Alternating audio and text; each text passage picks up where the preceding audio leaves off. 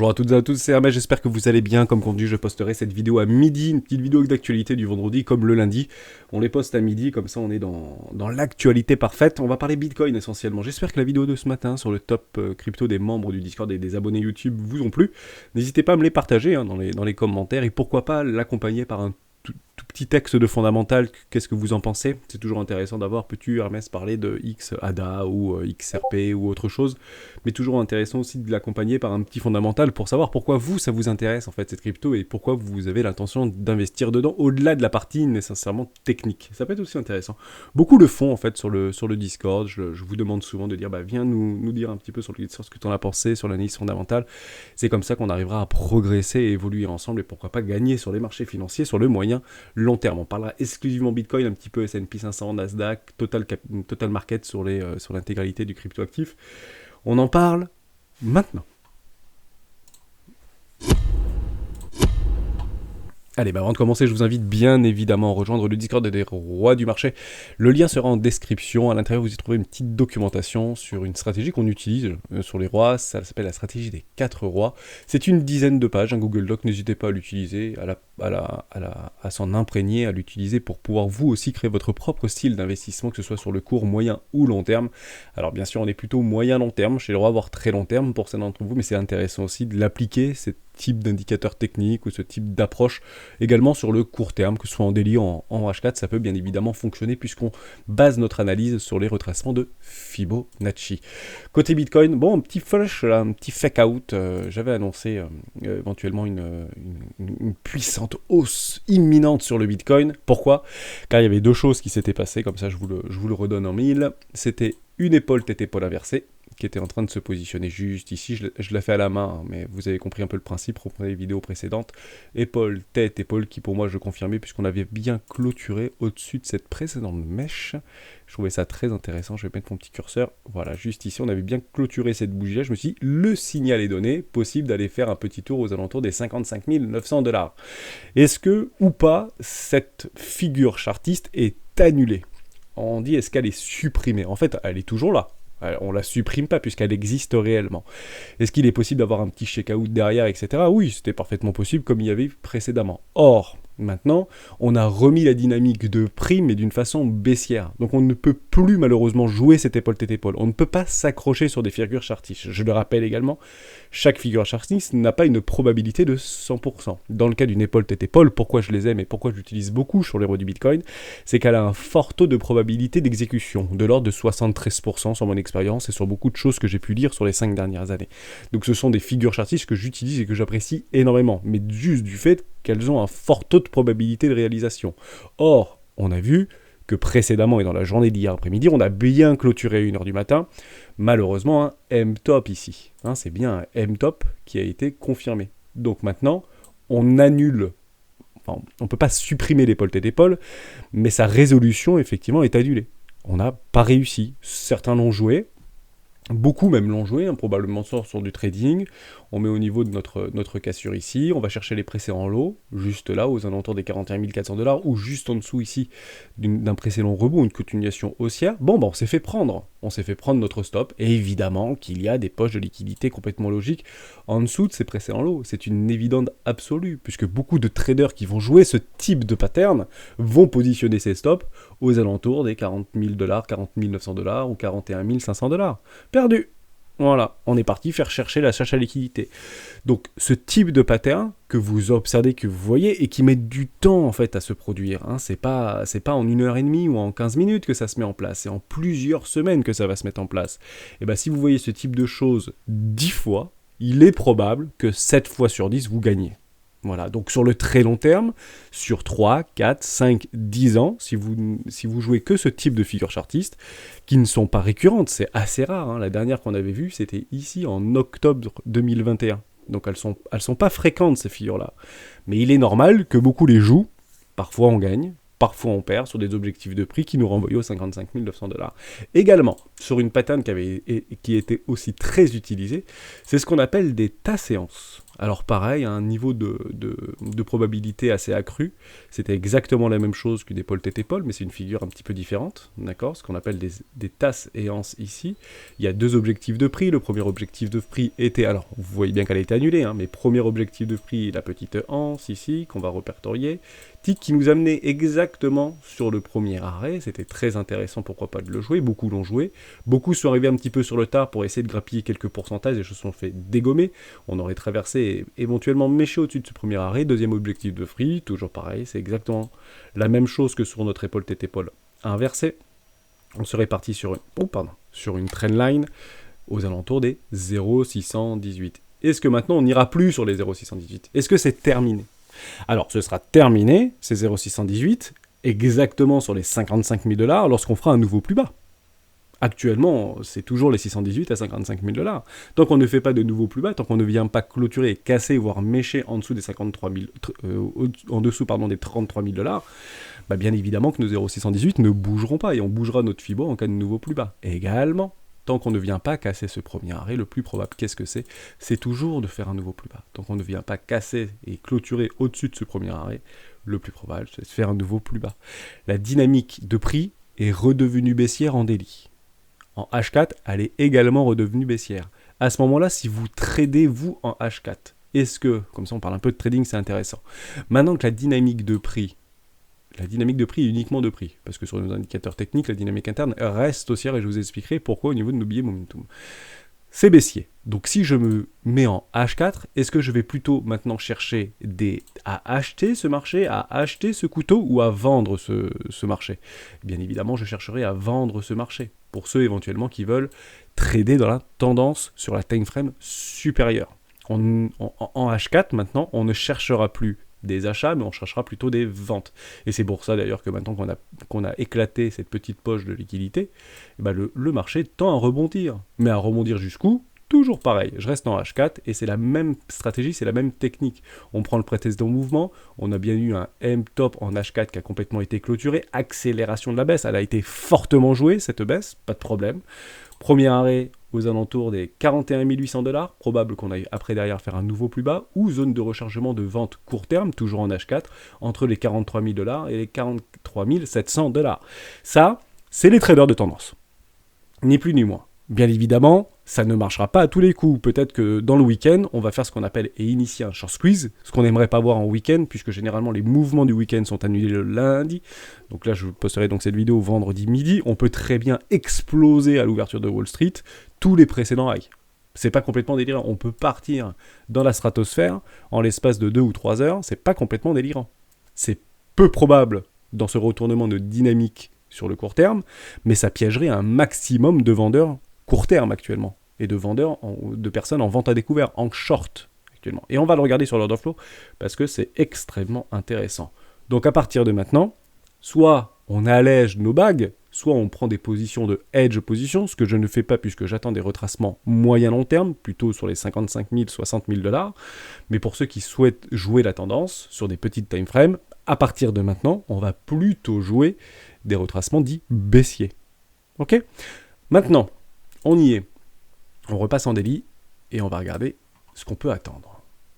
Où est-ce qu'on est actuellement? On reprend nos précédents lots juste ici, sur les 33 000 $. On reprend nos highs, 45 921 $. On vient de casser et de clôturer en dessous un premier arrêt. Bien évidemment, si on ne réintègre pas très rapidement notre range précédent, le plus probable, qu'est-ce que ce sera? Ce sera faire une toute petite visite au minimum sur les 0,618. C'est la target qu'on avait postée depuis tout le début de la semaine. Je ne sais pas si vous vous souvenez, j'étais plutôt pessimiste au début de la semaine. Et bon, c'est pas, on s'en fiche d'avoir raison ou d'avoir tort. L'idée c'est de trader et d'investir et d'agir sur ce que l'on voit et non pas dans ce que l'on croit. Ça aurait très bien pu partir très très fort au nord. Malheureusement, il y a un petit retracement. Est-ce que ça va aller jusqu'au bout de ce retracement? Rien n'est sûr, bien évidemment. Mais on peut espérer que ce week-end, si on vient à clôturer en dessous de notre premier arrêt, d'aller pourquoi pas continuer cette chasse à la liquidité sur des stops évidents, sur éventuellement des acheteurs un peu trop agressifs qui ont acheté ce couteau qui tombe. Parce que beaucoup l'ont acheté, ce couteau qui tombe, bien évidemment. Alors, la majorité des personnes, ou une grande partie des personnes, et probablement une partie d'entre vous qui m'écoutez, ont probablement acheté avec quelques leviers pendant cette descente-là. Ça ne sert strictement à rien de le faire. puisque vous n'avez ni setup, ni plan en fait à acheter un couteau qui tombe. Sauf si vous avez dit, ok, moi j'achète le break ici, je pose mon stop juste ici, et puis je vais chercher un nouveau plus bas. Pourquoi pas, hein? Mais vous avez un plan, ça veut dire que vous savez à quel moment vous entrez en position, à quel moment vous avez placé votre stop à plus 10%, vous avez un levier x10, et vous allez targeter, je vais dire une bêtise, en dessous des précédents lots, ou sur un ratio de 1 pour 1. Les ratios de 1 pour 1 seront exactement sur les 37 000 $. Pourquoi pas? Mais vous savez exactement ce que vous faites à ce moment-là, tout simplement. On n'achète pas ou on ne vend pas un couteau qui tombe, ou on ne vend pas bien sûr dans la capitulation. Si on a décidé d'acheter du Bitcoin, je reviens à zéro, aux alentours des 41 600 $, bah, c'est dommage de le vendre ici. Hein, sauf si vous avez fait all-in, mais à ce moment-là, vous vous êtes surexposé. On met 25% de la position, on remet 25% de la position, et on attendra éventuellement une énorme structure en W weekly pour doubler notre position et d'avoir la réelle tendance moyen-long terme dans notre dos. Derrière nous, avec nous. Ok? Voilà pour ça. On retrace notre petit Fibo. Et je vais vous montrer quelque chose après. Après, très intéressant. Donc, possiblement, on allait faire au minimum, si on vient à clôturer, et on vient accepter sur cette clôture de vendredi, donc à 1h du matin, moi je vous parle, on surveillera bien la clôture de ce jour. Possible qu'on refasse une réintégration de range, juste une pure chasse à la liquidité. Si on réintègre le range et qu'on clôture au-dessus des 41 500 $, on réintègre le range. Okay, même si la dynamique et la structure est donnée sur le prix qui sera donc baissière. Je viens de vous le montrer en H4. On cherchera donc des ventes soit sur le premier arrêt, soit sur dans une zone de rechargement de vente logique court terme, hein, entre les 41 000. Je viens de vous le dire juste avant. Reprenez si vous le souhaitez. Donc probablement 38 000 $, et 38 000 $, c'est ce qu'on avait à peu près annoncé sur le début de la semaine pour aller chercher éventuellement un petit gap CME, qui d'ailleurs a été comblé. Félicitations à tous, ceux qui l'ont joué, bravo. Vous l'avez comblé, ce petit gap. Vous vous rappelez qu'on avait même un double gap, je l'avais partagé sur le Discord, un gap qui avait sauté un autre gap. Bon bah voilà, il a été comblé ce gap, 40 795 $.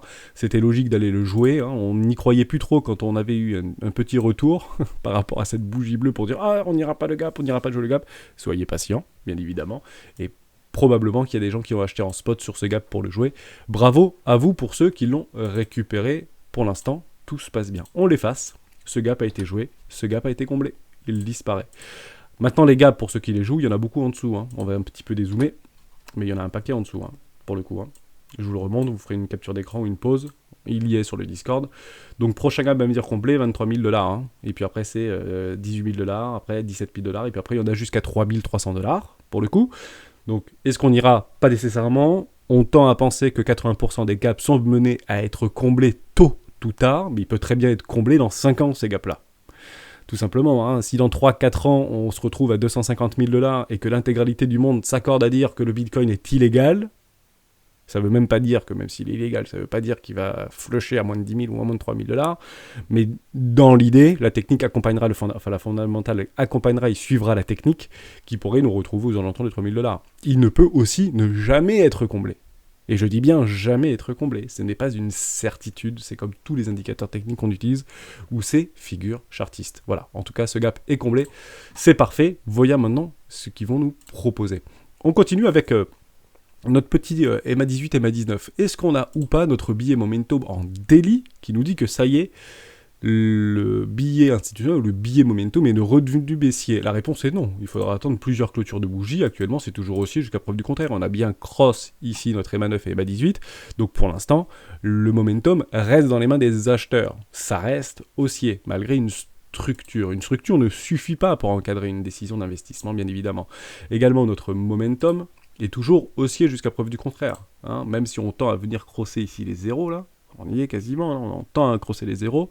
Pour moi, ce momentum est complètement haussier. Depuis quand? Depuis qu'on a validé une énorme structure en W daily. Weekly non, mais daily oui. Donc qu'est-ce qu'on attendra? Très simple. Soit on vient tout casser par le bas, et là on casse les précédents lots et retour à 33 000, 34 000 $. Pourquoi pas? Et on ferait une vraie chasse à la liquidité au niveau des acheteurs agressifs qui sont encore en train de rentrer sur ce marché. Donc là ce serait vraiment très très mauvais. Probablement une continuation baissière assez forte, mais pour l'instant, jusqu'à preuve du contraire, la dynamique interne reste haussière. Elle redeviendra éventuellement baissière si on vient à crosser les zéros. Pas énorme, hein. Et puis quand on fait un petit truc comme ça dans le week-end, ok. À ce moment-là, on a la structure sur notre prix, on a la structure sur notre BACD, et on attendra éventuellement une structure sur notre RSI. Et on tend à l'avoir, cette structure sur le RSI. C'est validé pour ceux qui jouent le RSI. Je l'utilise en 21 périodes. Vous pouvez l'utiliser en 14 périodes. Je pense que c'est assez similaire. Nous avons une structure en M-top sur le daily, sur le RSI. Donc c'est bien évidemment baissier à partir de maintenant. Donc la dynamique et la force du mouvement est dans les mains des vendeurs maintenant. Voilà, donc on n'essaye plus d'acheter un petit peu le couteau qui tombe, soit on attend des jolies structures, on va y revenir juste après, soit on essaye d'encadrer éventuellement des ventes pour les traders de tendance. Je prends mes deux petits par rapport à ma trendline. Ce qu'on veut clairement pas voir, ce sont derrière des trendlines des M-top. Voilà, c'est exactement ce qui est en train de se passer. On avait fait un joli breakout ici, mais ce qu'on veut pas voir, c'est un M-top derrière, pardon. Je me suis perdu. Ce qu'on veut pas voir, c'est un M-top derrière. C'est très mauvais parce que le plus probable maintenant, c'est quoi? C'est de revenir longer cette trendline. Aïe, aïe, aïe. Difficile. Très, très difficile. Donc, à partir de maintenant, pour ceux qui souhaitent réentrer ou re-entrer ou re-entrer dans ce marché, je peux comprendre, on attendra éventuellement une jolie petite structure derrière cette trendline. Pardon, je l'ai pas très bien faite. Voilà, avec un creux plus haut, plus bas, le précédent plus bas que le suivant. Derrière une jolie structure, on a un joli W en daily d'un trendline sur notre RSI en 21 périodes. Et c'est clairement ce qu'il faudra attendre. Pour le moment, c'est baissier. Voilà, en daily. Donc on ne peut plus malheureusement à rien faire. Le mieux à faire, qu'est-ce que c'est? Eh bien, c'est d'attendre. Je rappelle également, très important, qu'on peut très bien aussi flush complètement ça en disant, ok, si on transforme un M-top et qu'on emprisonne un M-top en daily dans un énorme W qu'on vient à clôturer une semaine au-dessus des 46 000 $, ok, là ce sera extrêmement puissant. Ce sera extrêmement puissant. C'est ce qu'on aurait pu tenter de faire juste ici, vous voyez. Ici on avait des W daily qui a été piégé par un M. On peut tendre à aller venir le chercher, mais malheureusement on n'a pas réussi. Et qu'est-ce qu'on fait à nouveau plus bas? Et malheureusement, dans ce contexte actuel, on ne peut pas, notre seul choix est d'attendre cette confirmation de structure. Voilà. Parce que ce qui nous attend, le plus probable maintenant, c'est un nouveau plus bas. Très probablement que si on continue à ranger comme ceci, un autre billet ici, hop, sera de nouveau bearish, et à ce moment-là, il faudra cadrer des ventes, tout simplement. Bon, perdu. On reviendra chercher probablement des précédents lots. Pourquoi? Parce que les V-bottoms sont menés à être retestés. Soyez patients. On revient sur des très belles, sur des cryptos qu'on a même évoqués ce matin, sur des très beaux retracements, qu'on vient chercher des lignes de coup d'un précédent W. C'est très intéressant, on passe très rapidement sur Ethereum. On voit exactement la même chose, mais c'est beaucoup plus joli sur Ethereum pour le coup. Donc on ne vient pas casser ce M-top sur Ethereum. Beaucoup plus puissant Ethereum que Bitcoin actuellement. Donc on est toujours dans ce range. Si on vient clôturer ici, ça veut dire qu'on aura une W daily en dessous d'un premier arrêt, ce qui est extrêmement puissant. Mais pour l'instant, on ne l'a pas. On ne peut rien faire. On est dans un bas de range. Donc le plus probable, qu'est-ce que c'est? C'est de vendre les hauts de range pour acheter les bas de range, pour vendre les hauts de range, pour acheter les bas de range. Range trader sur Ethereum. On a pris peut-être un peu d'avance sur Bitcoin. On a cassé ce range par le bas, possibilité réintégration, peut-être au l'heure où je vous parle, on aura peut-être déjà une réintégration, on ne sait pas. Si réintégration, on remet les pendules à zéro, mais la structure sera donnée. Donc on cherchera bien sûr des ventes maintenant. On n'achète plus les bougies bleues, on attend réellement des structures. Ça ne sert strictement à rien à acheter en fait ce range, ça sert strictement à rien d'acheter le couteau qui tombe, puisque les structures maintenant sont données. Soyez patients, attendez des belles confirmations, votre confirmation sera là. En somme, je m'explique. Est-ce que vous préférez acheter éventuellement maintenant ou attendre une jolie structure, quitte à perdre 20% ou 12%? Honnêtement. On est à 12% près, on est à 15% près, on est sur les crypto-actifs, 10% on les a mangés hier dans la journée.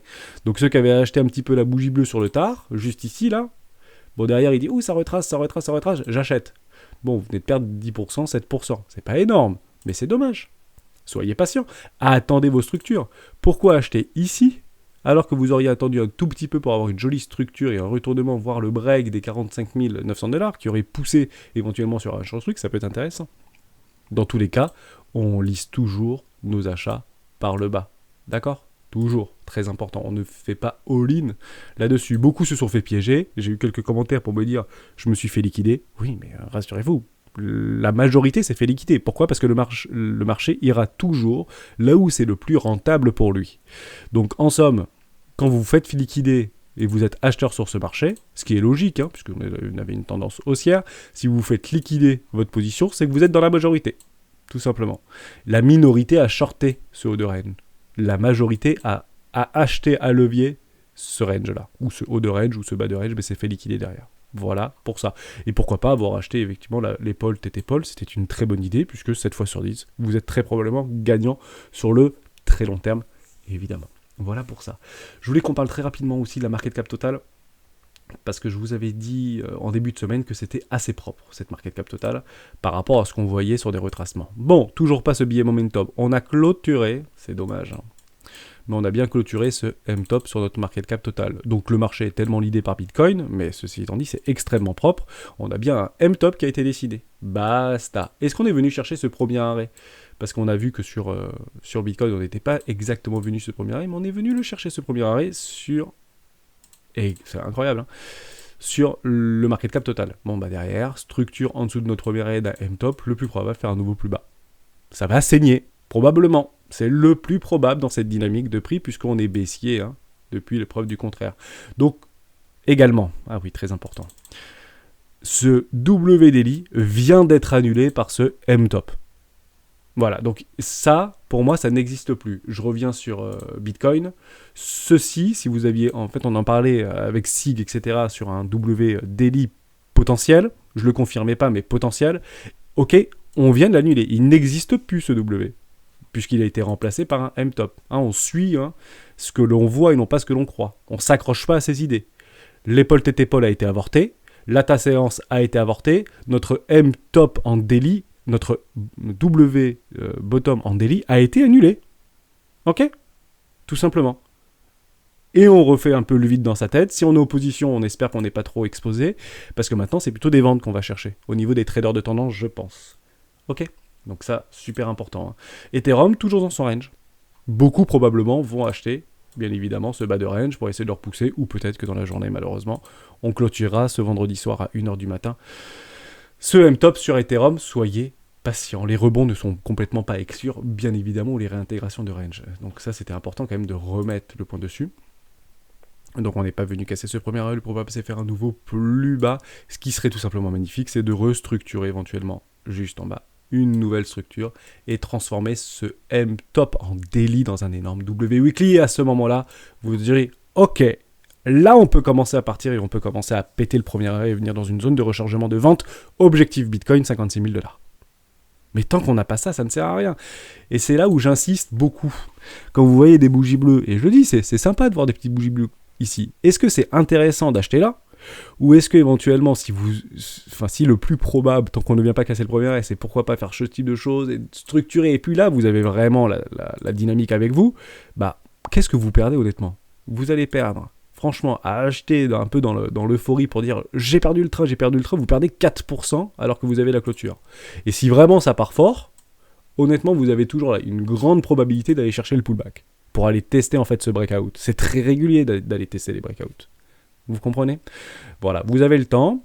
Beaucoup m'ont remercié dans le Discord pour me dire c'est incroyable, on a le temps, j'ai pas investi, j'ai attendu, j'ai eu un peu peur, mais finalement, malheureusement, la technique reprend ses droits et on a structuré un M-top. On attendra, bien évidemment, soyons patients. On va regarder très rapidement nos indicateurs techniques. On est toujours un petit peu en berne. On structure également des M-top sur notre RSI. C'est baissier complètement, mais notre MACD, la dynamique interne reste haussière jusqu'à preuve du contraire. En daily, ça peut retourner très vite, mais pour l'instant, la dynamique reste haussière. Et de toute manière, sur le long terme et sur le très long terme, on passe en weekly. Ça reste totalement haussier, bien évidemment. C'est un simple pullback. Attendez d'avoir des magnifiques structures comme ceci. Boum! Alors là, vous l'avez, si vous voyez celle-là, c'est exactement la même qu'ici. Là, vous aurez le mouvement avec vous. Ce qu'on veut pas, c'est pas ça qu'on veut là, c'est pas ces tout petits trucs-là. Sauf si vous êtes trader court terme. Mais techniquement, c'est pas ça qu'on recherche. Nous, ce qu'on veut, c'est ce truc-là. Et ce truc-là, vous l'aurez. J'efface tout quand vous verrez exactement ce truc-là. Regardez. J'ai pas réussi. Coucou. Voilà, je vais le prendre ici. Voilà. Quand vous aurez ça, ce serait plus probable. Voilà, c'est ça qu'on veut. Ok? Dans ce canot ascendant, qui est une continuation haussière, etc. Vous comprenez un peu l'idée? Regardez. On se le fait un peu à la mano, mais vous avez compris un peu l'idée. Regardez. Hop, voilà, c'est ça qu'on veut. Un truc un peu comme ça, c'est joli. Voilà, dans un beau canal ascendant, avec des nouveaux sommets, nouvelle ATH. On y va. Ok, breakout. Bitcoin à 90 000 ou 80 000 $ jusqu'à preuve du contraire. Et on aura bien structuré un joli W en weekly. On voulait parler également un peu du gold, et je reviendrai un peu sur les valeurs technologiques juste après.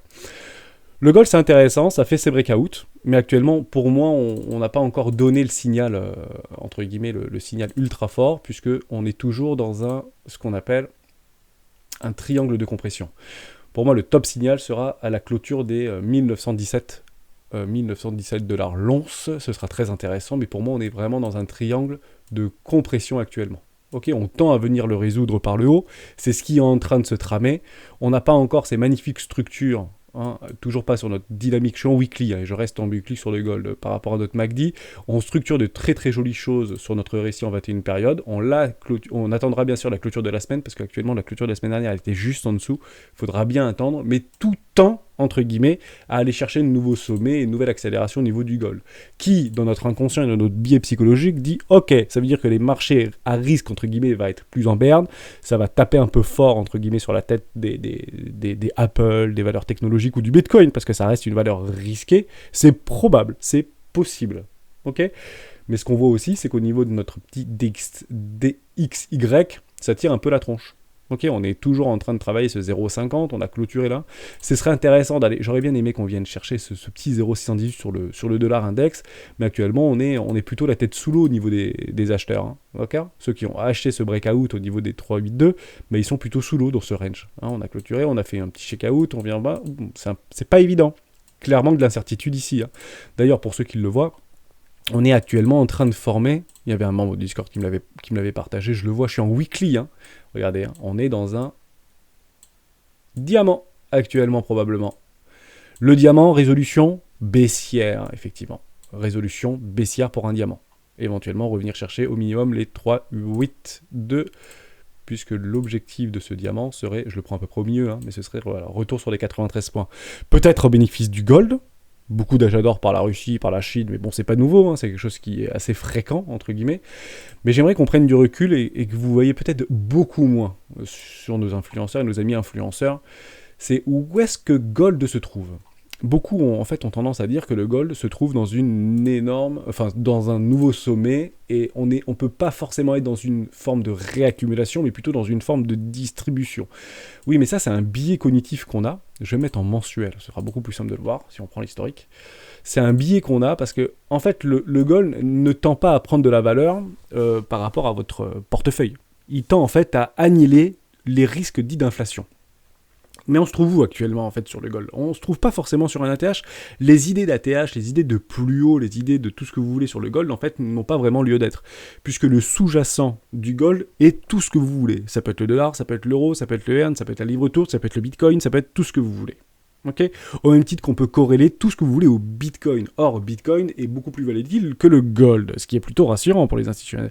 Et puis jusqu'à preuve du contraire, le gold peut être en portefeuille des plus grands fonds d'investissement mondiaux. Ce qui n'est pas forcément encore aujourd'hui le cas pour le Bitcoin, en tout cas moins apprécié, en termes de réponse à une forte inflation et une hyperinflation, puisqu'on l'avait vu qu'il y avait eu 7,5%, la réévaluation de l'inflation aux États-Unis était passée de 7 à 7,5%, même si ça n'a pas fait grand-chose, techniquement le gold tend à en profiter. Moi je vais vous montrer juste deux choses sur le gold. La première chose, c'est que le pic ou l'ATH du gold, c'était en janvier, ou c'était là dans les années 1980, ou en 1980. Si on prend en fait l'idée même de l'inflation américaine en 1980, même si c'est un peu pipé, que c'est un peu traficoté, etc. Partons du principe que c'est plus ou moins réel, mais qui permettrait juste de nous gommer une forme de biais psychologique. Je vais prendre 1980 et je vais reprendre à quelle valeur était le dollar si on prenait le dollar de 1980 à aujourd'hui. Je suis bien sur le gold, le 11 gold contre le bitcoin. Je le fais ici, vous allez sur la US Inflation Calculator. Que ça soit vrai à quelques pourcentages près ou quelques dollars près, c'est pas très grave. Mais si vous reprenez en fait 870 $, ATH gold en 1980 par rapport à 2022, revient au même que si gold était à 2968 $. On arrondit 3000 $. Ok. Peut-être même plus si l'inflation est pipée, hein. Soyons d'accord. Je vais prendre 0, on tire notre Fibo, on s'en fiche un petit peu. Coordonnées. Ici, 3000 $, on arrondit. Et ici, 0. Parce que probablement que ça valait 0 le gold à un moment donné, hein, tout le monde s'en fichait. Au même titre que si on regarde juste graphiquement si l'inflation était complètement linéaire depuis 1980, d'accord ? En somme, mon dollar serait arrivé jusqu'ici, d'accord. J'aurais eu mon top de marché, ici, hein, d'accord. Je vais le faire mieux. Je vais le faire un peu mieux. Voilà, vraiment, je vais le faire même encore mieux sans le dessiner. Je vais le copier-coller. Et je vais le monter comme ceci. Voilà. On serait à peu près dans un truc comme ça, vous comprenez? Et puis après, derrière, j'aurais eu mon retracement, ici, et puis là, je me retrouve là. Mais je me trouve où, ici? Concrètement, je suis où, ici? Je suis exactement dans une zone de rechargement de vente logique. Intéressant. Première chose. En somme, si je voulais aujourd'hui imaginer des achats sur le gold, à ce moment-là, je me dis, c'est peut-être pas le meilleur moment. Je suis dans une zone de rechargement de vente logique ou de hedge position ici sur le gold. Ça, c'est un premier billet psychologique. Donc, est-ce qu'il est intéressant ou pas d'arbitrer notre portefeuille, entre guillemets, de risk on sur actuellement le gold, par rapport à des altcoins qui sont actuellement en zone de première classe, classe éco, etc., ou je vais plutôt sur le gold qui est actuellement probablement dans une zone de rechargement de vente logique si l'inflation était complètement linéarisée, ou l'inflation n'existait pas. Je parle d'inflation, je ne parle pas de l'impression monétaire. Attention, vraiment de l'inflation. Vous allez me dire, pas top l'histoire. Pas top l'histoire. Donc, maintenant qu'on est sur une compression, c'est pas parce qu'on est dans une zone de rechargement de vente logique que ça va nécessairement chuter. C'est complètement faux. Mais on est dans un triangle de compression. Dès lors, on tire deux choses. Soit ça vient à casser les ATH et accélération du mouvement juste ici. Si on vient clôturer et casser au-dessus des 2090$ l'once à ce moment-là, probable accélération haussière, nouveau sommet, et on viendrait péter les anciens ATH ici. Donc pour moi, ancien ATH hors inflation, 3000$. Donc problème de les retitiller. C'est à peu près ce qu'on avait eu d'ailleurs sur le Bitcoin. Rappelez-vous, quand on a pété les ATH de 20 000$, ici, il y a eu une forte accélération. Je ne dis pas qu'il y aurait la même accélération sur le gold, mais c'est clairement ce qu'on attendrait. Ok ? Retrouver un once en cas de cassure des 3 000$ à 5 000$, c'est pas complètement délirant. Ça coûtera plus cher chez nos bijoutiers pour la Saint-Valentin, pour les anniversaires, de nos chéris avec un E ou sans E. Mais techniquement, c'est clairement ce qu'on pourrait attendre. Première chose. Deuxième chose, si on vient casser par le bas, à ce moment-là, probablement aller chercher le premier arrêt du précédent mouvement, etc., etc., etc. Et pourquoi pas une zone de rechargement d'achat long terme. Donc pour l'instant, je ne fais aucune prédiction sur le gold. Pourquoi ? Parce que triangle de compression. Et on ne connaît pas la résolution du triangle de compression. On tend à structurer des jolis W, weekly, voire mensuels. D'ailleurs, on est en mensuel. Si on vient clôturer ici, c'est joli. Hein. Pour le coup, on aurait un magnifique W mensuel. Si on clôture au-dessus des 878,75 à peu près. Hein. 1900$ l'once. Si on clôture au-dessus, là, des 1900, c'est gagné. Mais techniquement, pour moi, triangle de compression. On tend à le résoudre par le haut. Je vous montre une dernière chose. Sur le gold, M2, donc là, à ce moment-là, j'enlève l'impression monétaire. Il y a deux choses qui me dérangent. La première chose qui me dérange un peu, c'est qu'actuellement, on est plutôt... Pardon. Je vais juste enlever ça. On est plutôt baissier, en fait, si j'enlève l'impression monétaire. Donc là, c'est hors inflation, gold, WM2N, L, vous connaissez. Hein. Bon, c'est baissier, puisqu'on casse à chaque fois les précédents lots. On clôture en mensuel en dessous des précédents lots. Donc pour moi, la structure est donnée. Hein, tant qu'on ne vient pas casser le premier arrêt le plus probable, qu'est-ce que c'est de faire un nouveau plus bas. On le tend à le faire, ce nouveau plus bas, en permanence. Hein. On n'arrive jamais à prendre le premier arrêt d'ailleurs. Mais pour moi, c'est baissier. Voilà, on est dans une dynamique hors inflation, baissière. Donc probablement que ces capitaux qui tendent, les fonds d'investissement et et tout ce que vous voulez, qui partent un petit peu dans le Bitcoin, dans le gold, probablement qu'on voyait un petit peu le truc pas trop sexy, si on vient structurer des jolis W weekly sur le Bitcoin, probablement qu'on va récupérer et drainer une partie de ces capitaux-là. Tout simplement. Même si actuellement, c'est pas encore sur un ETF, sur le spot, etc. On peut imaginer quand même qu'il y a quand même des outils comme le Grayscale ou le CME qu'on peut investir ou spéculer sur le Bitcoin sans même en détenir. Hein. Ce que ces fonds d'investissement ont recherché, c'est la spéculation au-delà de la détention, même si bien évidemment ils en détiennent un petit peu. Mais voilà, on casse les précédents lots, on vient travailler les précédents lots, c'est pas très très sexy tout ça. On tend à faire des W, des jolies structures au-dessus. Je vous le rappelle, si on vient à clôturer au-dessus des 1900, on a cet retournement de structure. Donc on annulerait ces énormes M-top qu'on a ici. Hein. On a ici des M top qu'on viendrait annuler par un W mensuel. C'est très très puissant. Mais voilà, actuellement, est-ce qu'on achète ici ? On peut acheter ici. Pourquoi on peut acheter ici ? Parce qu'on est exactement, en attendant les structures, je le rappelle, en somme, résolution de ce triangle de compression qui nous donnerait des jolies structures en W mensuel, ou ça, dans une zone de rechargement d'achat long terme. Éco-classe. Voilà. Et c'est comme ça qu'il faut plutôt regarder, en réalité, le gold. C'est hors impression monétaire, voire hors inflation. Hors inflation, Ça ne veut pas dire qu'on va rebaisser, même si on est dans une zone de rechargement de vente, on vient de le voir avec le Bitcoin, mais actuellement, si on enlève l'impression monétaire, le gold a peut-être un super cycle, et ce qu'on appelle le super cycle des métaux précieux et du gold, peut commencer dans les semaines ou les mois qui viennent. Voilà pour ça. J'espère que je vous ai gommé quelques billets psychologiques. Faites votre choix. De là à dire je vends mes bitcoins pour acheter des pièces d'or, pas forcément la meilleure solution. C'est pas forcément aujourd'hui la meilleure solution, sauf si on a des vraies confirmations. Ça veut dire qu'on vient à casser sur le bitcoin au précédent lot, en somme clôture en dessous des 29 500 $. Là, à ce moment-là, je dis ok, peut-être plus sympa d'avoir des pièces d'or. Si on vient à clôturer en weekly ou en mensuel en dessous des 29 000 $, pour le coup, faudra pas trop choquer sur la chèvre, repart en bear market, on est tout à fait d'accord, actuellement on ne le sait pas, jusqu'à preuve du contraire la dynamique reste haussière, et sur le gold, jusqu'à preuve du contraire, nous sommes dans un triangle de compression, on tend à faire des jolies structures, tout à fait d'accord avec vous, il faudra tout simplement attendre ces résolutions, au même titre que sur le bitcoin, au même titre sur le gold. Est-ce que je vous parle, on se dit mais, on a vraiment l'impression psychologiquement qu'on a en fait un bout à ce tunnel-là. Mais en fait, on ne l'aura jamais ce bout, puisque les confluences et les divergences qu'on peut avoir entre les assets risk-on, risk-off, en fait, sont quotidiennes. Tous les jours, on sera dans ce dilemme-là. Est-ce qu'on va plutôt sur le gold? Est-ce qu'on va plutôt sur le bitcoin? Est-ce qu'on va plutôt sur Apple? Est-ce qu'on va plutôt sur le pétrole? Est-ce qu'on va plutôt sur... En fait, c'est tous les jours qu'on peut faire des vidéos dans ce sens-là, à aller chercher des confluences ou des divergences entre les différents mouvements de capitaux. Et je vous le rappelle, les capitaux naviguent continuellement. On parle de cycles de capitaux long terme, on parle de bulles, les bulles, c'est lorsque les capitaux viennent de façon exacerbée sur un actif donné, que ce soit la bulle du gold, que ce soit la bulle du bitcoin, que ce soit la bulle des valeurs technologiques, qui, à un moment donné, pendant la crise du Covid et la crise sanitaire, on a imaginé que les valeurs technologiques étaient des valeurs refuges. Non mais sans déconner. Ceci étant dit, pourquoi pas, jusqu'à preuve du contraire. Pour moi, c'est un nouveau paradigme, mais ça prend des claquos sur la tronche, mais ça n'engage que moi. Je suis sorti de mes valeurs technologiques de façon assez poussée. Je vous le dis sur le Discord depuis plusieurs semaines, voire mois maintenant, que c'est clairement pas de l'Apple qu'il faut acheter aujourd'hui. C'est pas la meilleure solution, c'est pas la meilleure idée. Au même titre que c'est pas la meilleure idée aujourd'hui d'acheter du Bitcoin, puisqu'on est en dehors des zones de rechargement d'achat long terme. Mais jusqu'à preuve du contraire, la dynamique reste haussière sur l'intégralité du market cap. Okay, au niveau des cryptoactifs. C'est pour ça que je vais plutôt vers des altcoins. Ça, c'était super intéressant. On repart juste sur S&P et Nasdaq. On finit cette vidéo que je poste à midi, que je voulais qu'elle dure 20 minutes, mais c'est très très difficile, bien évidemment. Je passe en weekly. Qu'est-ce qu'on voit actuellement? Bon, c'est très intéressant ce qu'on voit. Pourquoi c'est très intéressant? Parce que je vais zoomer un peu et je vous dis que les V-bottom sont bien être retestés. Le V-top il est juste ici sur les 4800, voilà à peu près 4817 points. On prend mon petit gris-gris, on y va, on baisse en bas, je vous le rappelle. Est-ce qu'on est venu ou pas chercher notre 382? Pardon.